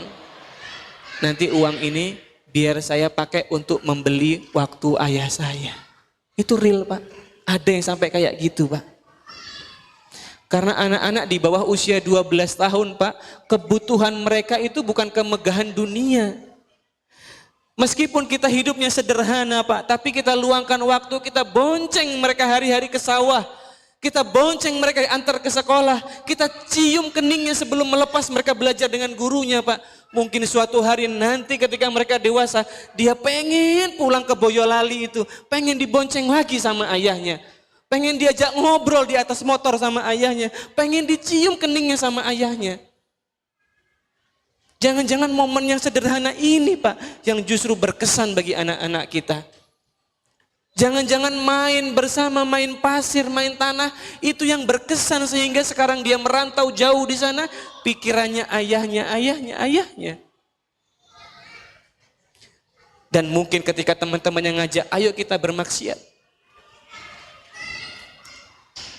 Terbesit wajah ayahnya, ingat wajah ayahnya Pak. Sehingga dia nggak jadi bermaksiat. Maka sudah seberapa dekat kita dengan anak-anak. Sudah seberapa sering kita menemani mereka bermain yang nanti ini akan jadi nanti ini berharga bagi mereka. Dalam psikologi disebut ini harga diri Pak. Harga diri manusia itu paling dasar dibangun atas perilaku dan kedekatan dengan orang tuanya. Yang bisa menguatkan anak kita insya Allah di masa depan. Terhindar dari maksiat. terhindar dari tekanan-tekanan mental, kita Pak wasilahnya. Mari para ayah berperan dengan baik. Maka dampak yang keempat, anak-anak dalam penelitian di berbagai jurnal American Psychological Association di Amerika, baik di Eropa, mereka remaja-remaja yang terlibat dalam aktivitas kenakalan-kenakalan remaja itu adalah anak-anak yang tidak dekat dengan ayahnya. Itu datanya begitu Pak. Sementara yang dekat dengan ayahnya, mereka lebih banyak terlibat dengan aktivitas yang positif. Nabi Yusuf alaihi salam ketika digoda dengan istri pembesar Mesir, tergoda nggak Pak? Tergoda Pak. Siapa yang nggak tergoda dengan wanita, istri dari seorang pemimpin negara? Pasti yang paling cantik kan Pak? Tapi ketika Nabi Yusuf tergoda, Allah berikan pertolongan kepada dia. Ini di surat Yusuf ada nih Pak. Allah berikan pertolongan burhanna rabbih. Allah berikan petunjuk kepada Nabi Yusuf. Para ulama menafsirkan apa yang dimaksud petunjuk ini. Allah menghadirkan bayangan Nabi Yakub, wajahnya itu sedang gigit jari Pak. Sehingga mengingat ayahnya itu, dia nggak jadi Pak melakukan perbuatan buruk tersebut. Ini peran ayah. Kami pernah juga nanya sama pemuda yang kuliahnya di Jepang. Di Jepang itu Pak hari ini banyak sekali prostitusi dan kehidupan dunia malam yang buruk sekali. Kita tanya, antum kan di sana itu banyak sekali godaan-godaannya. Gimana teman-teman kos-kosan itu? Sering diajak enggak? Saya itu sampai ditawari kok, ditraktir. Satu malam itu ditraktir. Tapi setiap kali saya mau berangkat, saya terbayang wajah ibu saya. Itu pengakuannya itu banyak yang terbayang wajah orang tuanya Pak. Maka penting Pak, kita nggak lama hidup di dunia. Kita nggak selamanya bisa menemani anak-anak kita. Nggak bisa selamanya mencegah mereka dari keburukan. Ada kalanya dia akan jauh dari kita. Ada kalanya dia nggak akan lagi mungkin berjumpa dengan kita. Tapi apakah sudah ada momen-momen berkesan itu sehingga begitu melekat sekali kita ini ayahnya atau ibunya bagi anak-anak. Sehingga itu membantu mereka dalam yang tadi kita sebut moral judgment, penilaian moral. Yang terakhir, dampak peran ayah yang kurang dalam pengasuhan itu adalah prestasi anak-anak menurun. Di sekolah itu prestasinya menurun Pak semakin besar anak kita. Mungkin masih kecil belum kelihatan kelas 1, kelas 2 SD. Nanti semakin berdampak kalau SMP, SMA. Dan munculnya perilaku kekerasan, kecanduan game dan pornografi, itu dampak dari kurangnya peran ayah. Maka gimana solusinya Kak Yogi sebagai penutup kita? Sudah jam 11. Yang pertama Pak, jadilah seorang ayah bagi anak-anaknya itu minimal sehari Pak. Kita punya waktu berkualitas dengan mereka. Kalau peluk, cium, memuji itu harusnya sudah ada. Tapi membiasakan nemenin mereka entah ngobrol, entah bermain, itu sehari paling enggak sekali. Kalau kita enggak punya waktu yang panjang, para ahli mengatakan paling minimal 15 menit sehari. Kalau bapak capek banget, nyalain HP-nya boleh Pak.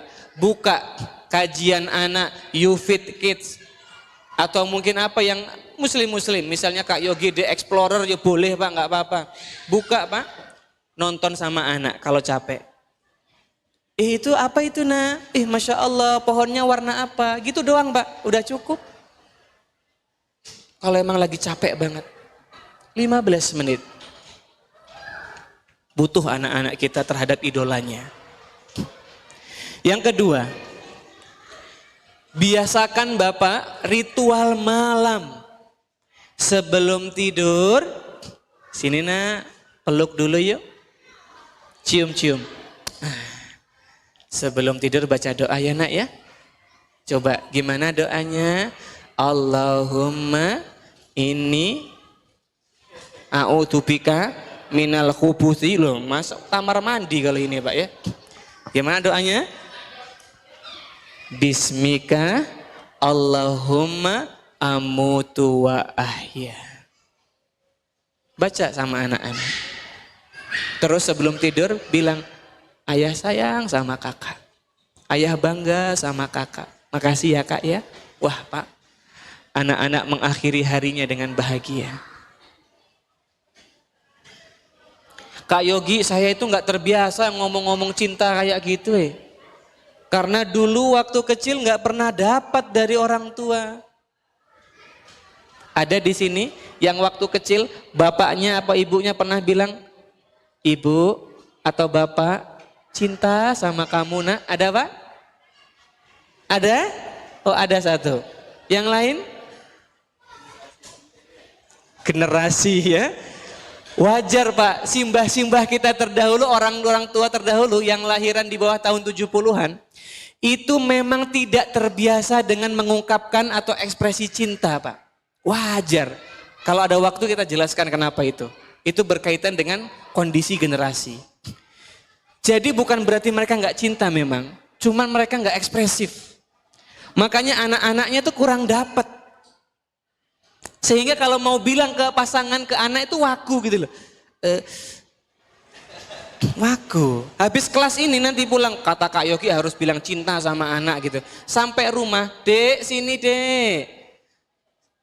Ada apa Bi? Sebenarnya Abi itu bikinin teh Abi. Malah nyuruh bikin teh ya. Gak jadi bilang cinta itu. Karena gak terbiasa. Maka biasakan Pak. Tinggalkan momen yang berkesan, putus rantainya. Berikan momen yang berkesan. Kak Yogi, kalau anak saya sudah besar gimana? Sudah kuliah, sudah kerja. Belum terlambat. Telepon. Assalamualaikum, Waalaikumsalam warahmatullahi. Ada apa Pak? Mas gimana kabarnya? Baik Pak. Ada apa Pak? I love you gitu. Kok Bapak mau I love you gitu? Habis ikut kelasnya Kak Yogi gitu, nah, boleh Pak. Ya. Tunjukkan cinta, belum terlambat. Baik ya. Yang berikutnya, ritual malam tadi Pak ya, sempatkanlah, ciumlah minimal, peluk dia. Yang ketiga, itu mau mendengarkan anak. Abi, tadi temanku di sekolah gini loh, gitu ya. Gimana nak? Oh temenmu yang namanya Joko itu ya? Iya Abi kok tahu? Dalam hati, udah 5 kali cerita kayak gini kan, tapi jangan dibilang itu. Iya, Abi tahu lah, Masya Allah, Joko kan, gitu. Gimana Joko? Dengerin Pak, sharing sama mereka. Sharingnya laki-laki dan anaknya itu ternyata membangun yang namanya critical thinking Pak. Anak kita lebih bagus berpikirnya. Dan yang paling penting membangun problem solving dia. Makanya anak-anak yang dibully, kok dia stuck ketika dia dibully, itu biasanya banyak di antara mereka yang gak punya sesi sharing sama ayahnya. Yang ada sama ibunya terus biasanya. Namanya perempuan kalau sharing masalah dibully gimana responnya? Walah nang gitu ya. Temanmu itu toh gitu, malah kompor biasanya kan. Udah tenang aja besok ibu tak ke sekolah, malah gitu ya. Ah sudah. Tapi kalau ayah kan biasanya ngelatih kuat. Kalau dia pukul sekali. Wah, kan ayah itu biasa gitu kan. Gak apa-apa pukul sekali nak. Mukul 2 kali balas 2 kali. Itu ayah yang kayak gitu. Bahkan sengaja besok kita ikut kelas ini ya. Muay Thai gitu kan. Wah itu boleh. Wah pokoknya kamu harus kayak Khabib Nurmagomedov. Mas. Boleh gak apa-apa. Maksudnya biar anak kuat itu boleh. Gak ada masalah. Ini ayah yang kayak gini, sharing. Yang keempat, ayah itu memberikan nasihat. Mau sekolah, ya, atau mau tidur, atau ngapain, sempatkan memberi nasihat, terutama nasihat ketakwaan. Karena itulah yang ditunjukkan dalam Al-Quran. Ya bunayya la tusyrik billah, inna syirka la zulmun azim. Yang kelima, sering melakukan aktivitas bersama. Misalnya dalam sepekan ada 2 waktu kita sering main bola bareng. Kalau bisa tiap hari bagus, tapi kalau nggak bisa tadi sepekan mungkin 2 kali, 3 kali Pak. Ngajak jalan-jalan ke sawah bareng, ngajak nangkap belut bareng boleh Pak. Kalau masih ada belutnya. Banyak aktivitas bareng. Jogging bareng, sepeda bareng boleh. Sebagian orang tua di kota, mereka malah ngajak main game anaknya bareng. Selama game ini nggak bertentangan dengan syariat, game yang melatih ketangkasan, melatih ketelitian, melatih matematikanya, boleh, nggak ada masalah. Main bareng sama abinya. Dan itu mungkin ya ayah bunda ya, sisanya mungkin ada bisa dilihat di situ. Intinya itu dulu. Kami sangat menyarankan 5 itu dulu. Untuk membersamai anak-anak. Seneng sudah Pak. Baik. Kami sampai ada, ceritanya panjang sebenarnya. Tapi cerita akhirnya kayak gini. Ada seorang anak yang dahulu di sekolahnya, dia kelas 10, umur 10, dia itu dicap nakal, sudah 2 kali dikeluarkan sekolah. Bahkan pernah menyabit, mengarit temennya, sampai jahitan temennya. Pernah gunting telinga kucing, pernah banting anaknya kambing, ya, nakal pokoknya Pak. Terima kasih Ustaz. Tapi ayah bunda, ketika itu kita tes, kita asesmen anak itu, masalahnya di ayah dan ibunya. Di antara masalah ayahnya sama ini nggak pernah hadir, nggak pernah memberikan nasihat, nggak pernah waktu bersama sama anak, maka tugas terapinya waktu itu, pengobatannya, itu ayahnya yang kita kasih tugas. Dan setelah 3 bulan Pak, anak itu datang lagi ke tempat praktek kami, dia cerita, "Kayo Ki, tahu nggak? Itu yang dulunya kereng Pak, ngamuan, nggak mau ngomong, Kayo Ki tahu nggak? Kemarin aku seneng banget loh." Kenapa? Kemarin aku jalan-jalan sama ayah. Terus habis itu mampir di Olive. Olive itu ini Pak, tempat makan chicken. Habis itu aku makan berdua sama ayah, terus disuapin sama ayah. Senang banget Pak. Tahu? Dia sambil cerita itu senyum, tapi air matanya netes Pak. Anak itu. Saking gak pernahnya sama ayah. Maka momen bersama anak itu Pak, itu berkesan sekali. Dan momen ini gak lama. Paling lama sampai 12 tahun Pak. Mereka dekat sama kita. Sisanya mereka punya kesibukan sendiri. Menyesal itu adalah ketika anak-anak butuh kita, kita gak punya waktu. Tapi di saat nanti kita punya waktu, anak-anak sudah tidak lagi membutuhkan kita. Maka selagi mereka masih pengen bermain, pengen cerita, pengen bersama, luangkan waktu bersama mereka. Demikian ayah bunda yang mudah-mudahan dirahmati Allah Subhanahu wa taala. Kita lanjutkan sesi tanya jawab. Adakah pertanyaan dari ayah bunda? Boleh dituliskan di selembar kertas atau bertanya langsung. Oh, langsung saja. Oh, nggih. Ada yang mau bertanya? Ayah? Tentang peran figur ayah? Silakan Bapak.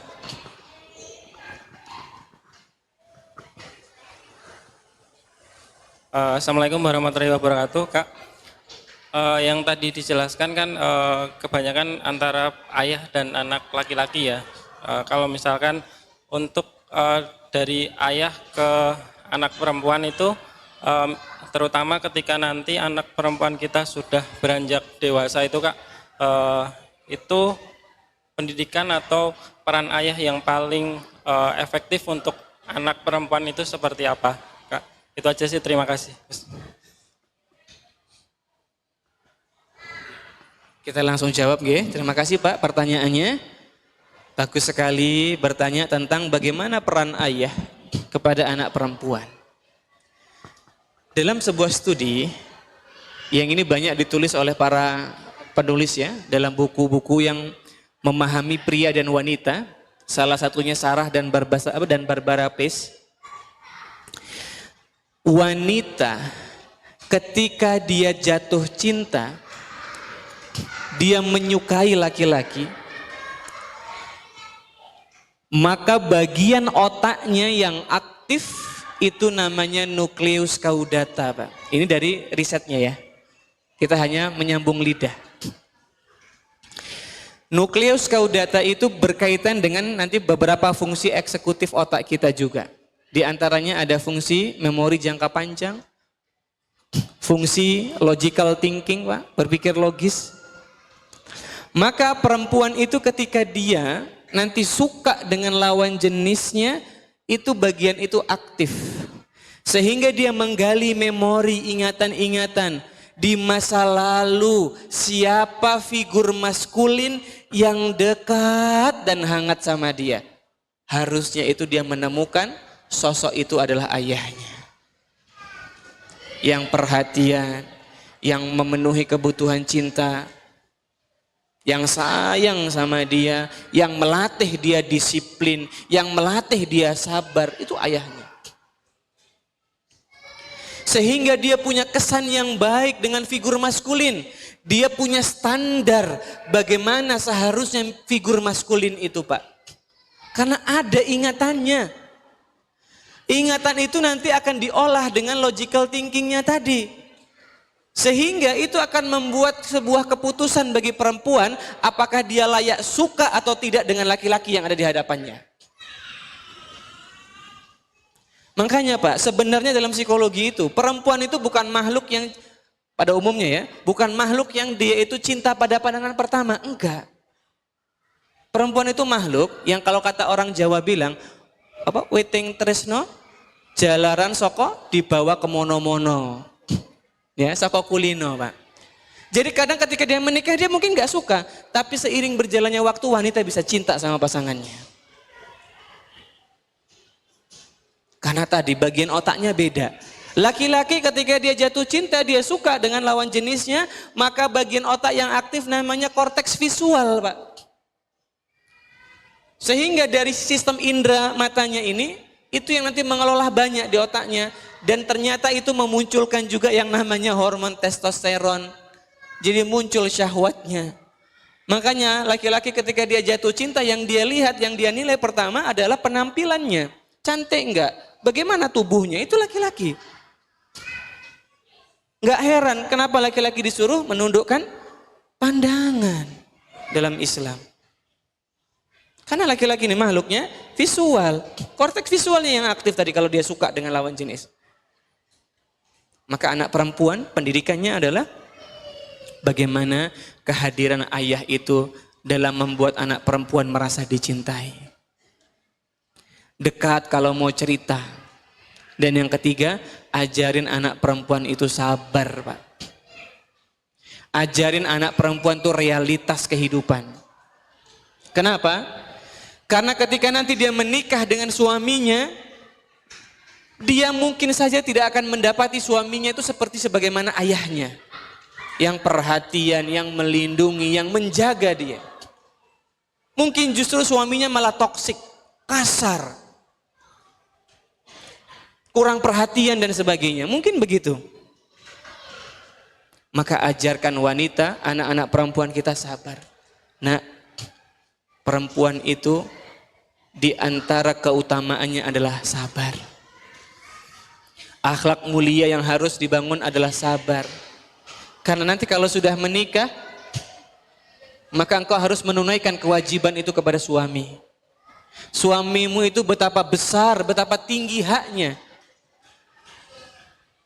Maka apapun yang terjadi pada suamimu itu, mungkin engkau tidak menyukai sikapnya, tidak menyukai perkataannya, bahkan mungkin tidak menyukai sebagian perilakunya, sabar. Bukan mencelanya, bukan mempermalukannya, bukan merasa lebih baik daripada dia. Enggak, nak, sabar. Karena dengan kesabaran ini, Pak, ternyata bisa merubah karakter laki-laki. Makanya dalam surat An-Nisa, fas-solihatu qanitat.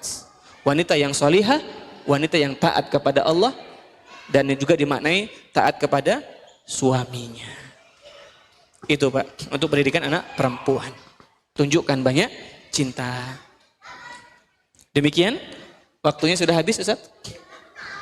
Hadiahnya harus dibagi buat ibu-ibu. Masya Allah. Kita bagi ya Ustaz ya. Afwan, Ustaz, di bagian putri ada yang mau bertanya. Oh ada yang mau bertanya. Masih boleh Ustaz? Masih boleh, silakan.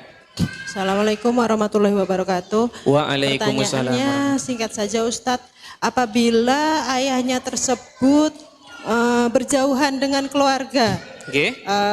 seperti istilahnya LDM seperti itu, Oke. bagaimana tipsnya kalau apabila ayahnya jauh dari anaknya sehingga tidak bisa melakukan tips-tips yang Kak Yogi berikan tadi?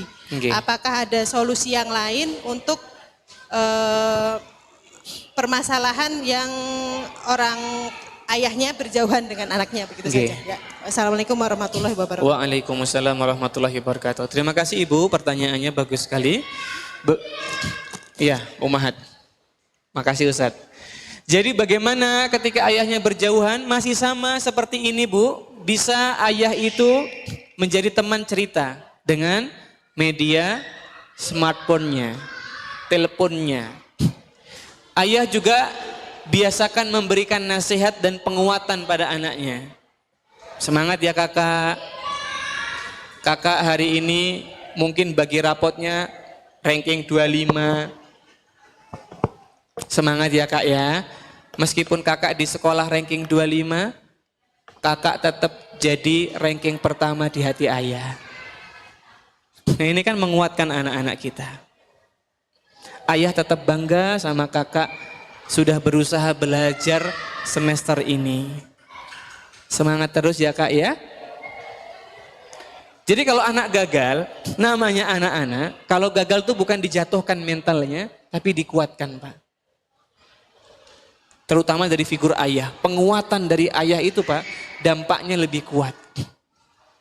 Telepon, kasih nasihat, kasih perhatian.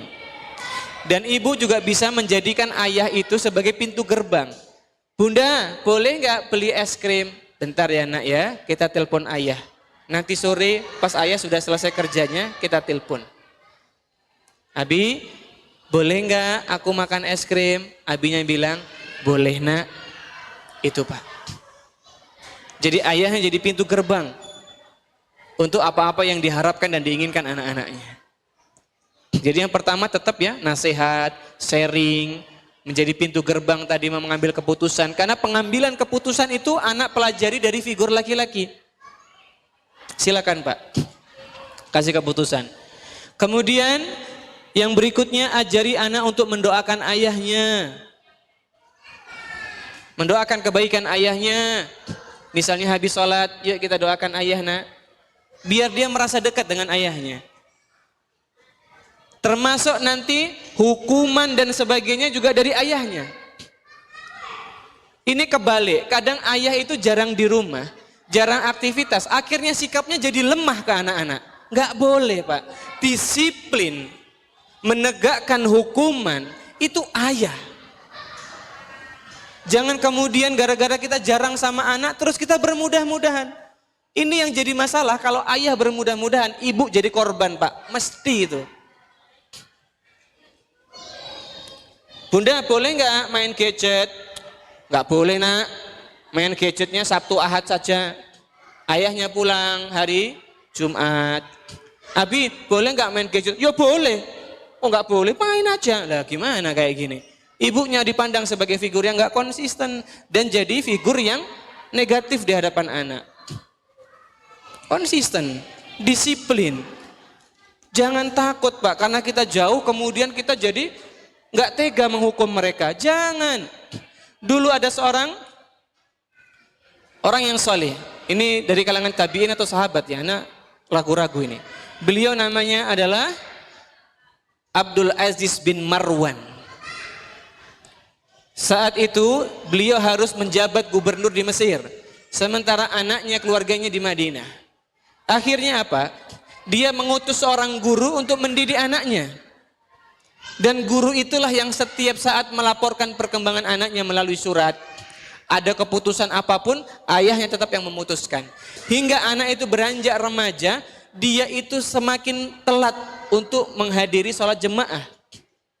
Sehingga berita itu diberitakan kepada ayahnya, dia semakin lama semakin telat untuk sholat berjamaahnya gara-gara suka merapihkan rambutnya.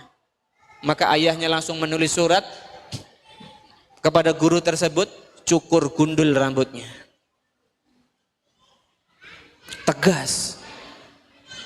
Dan betul terbukti, beliau tetap jadi ayah yang baik, bahkan anaknya jadi seorang ulama, seorang pemimpin yang baik yang kita kenal sebagai Umar bin Abdul Aziz. Masya Allah. Jadi tetap bisa. Dan yang terakhir, libatkan kakek, paman, pak D-nya boleh.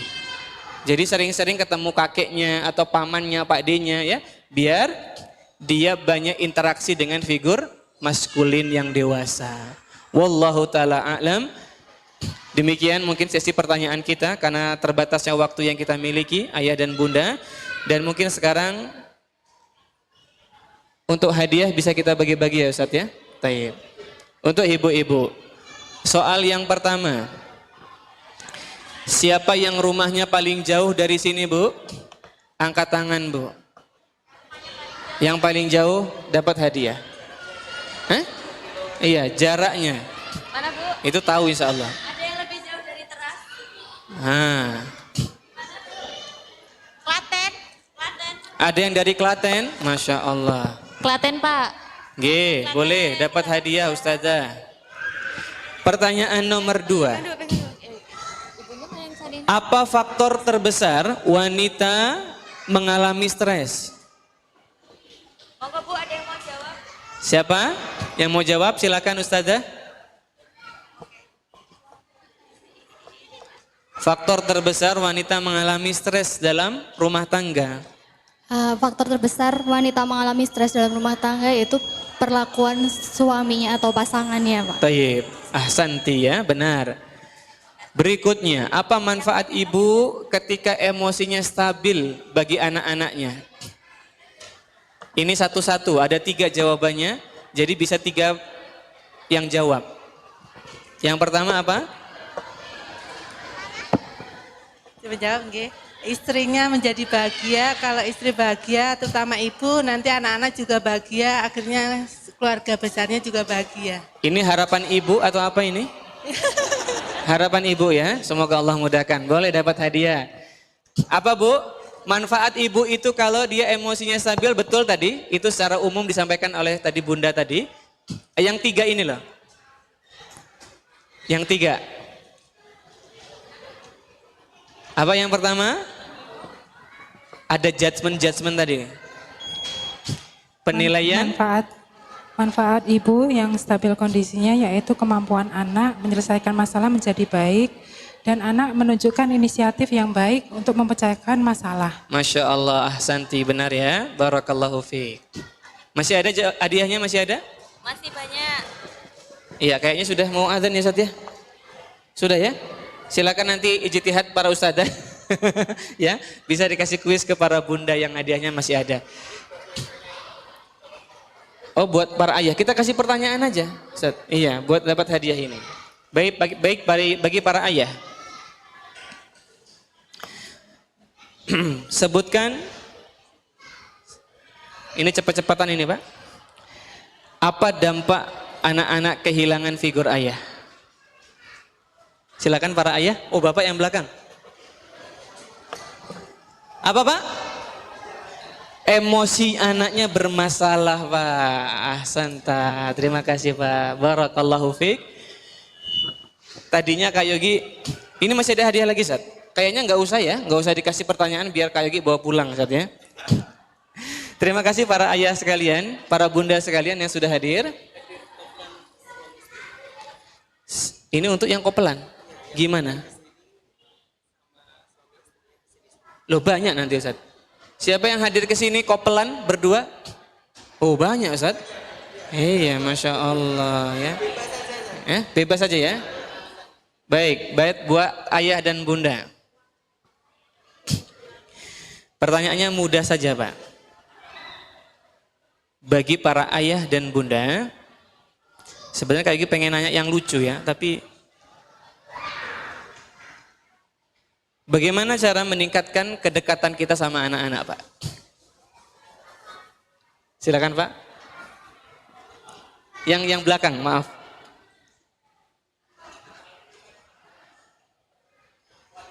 Quality time. Apa quality time-nya selama ini, Pak? Main bersama, barakallahu fiik, ya. Jadi para ayah itu kalau ngelucu, itu nggak apa-apa, Pak. Bahkan bapak-bapak kasih tebak-tebakan bapak-bapak ke anak pun boleh loh, Pak, ya. Misalnya, Dek, coba tahu nggak siapa nama aslinya nyamuk? Siapa, Pak? Nama asli nyamuk itu ternyata tatang, Pak. Cicak-cicak di dinding, diam-diam merayap, tatang seekor nyamuk, hap. Nah, kan? Tatang, Pak, namanya, Pak. Tatang seekor nyamuk, ya. Anak-anak tuh suka tebak-tebakan. Jadi bermain bersama anak-anak itu sebenarnya mudah daripada kita harus merancang program kedekatan dengan remaja, itu lebih sulit. Makanya ketika anak-anak itu masih di usianya anak-anak, yaitu di bawah 12 tahun, ini fase terbaik kita untuk menciptakan momen-momen berkesan bersama mereka. Para ayah, para bunda, semoga kita senantiasa diberikan pertolongan oleh Allah Subhanahu wa taala. Semoga kita termasuk orang tua yang banyak meluangkan waktu untuk mendoakan anak-anak kita, banyak meluangkan waktu untuk belajar dan mengasuh anak-anak kita. Karena dengan demikian mudah-mudahan kita bisa mendapatkan manfaat dari anak-anak baik di dunia maupun di akhirat. Demikian, jazakumullahu khairan, barakallahu fikum. Buah rambutan, buah pepaya, buah kedondong, buah mangga. Itu buah-buahan nanti bapak-bapak bisa beli buat hadiah anak-anak ya, Pak, ya. Demikian, terima kasih ayah dan bunda sekalian. Kita tutup. Oh, nanti Ustadz yang tutup, ya. Akhiru da'wana alhamdulillahirabbil alamin. Tsumma assalamualaikum warahmatullahi wabarakatuh.